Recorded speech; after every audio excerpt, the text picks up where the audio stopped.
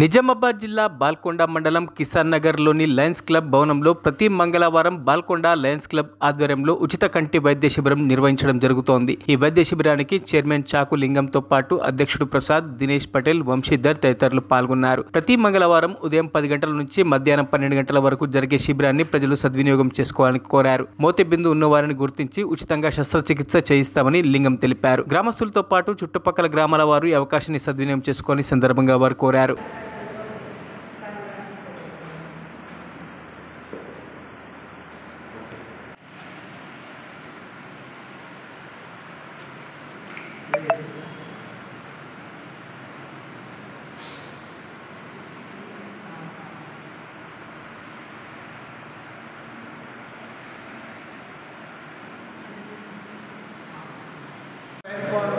ప్రతి మంగళవారం బాల్కొండ మండలంలోని వివిధ గ్రామాల ప్రజలకు ఉచితంగా నేత్ర చికిత్సలు అందించడం జరుగుతుంది।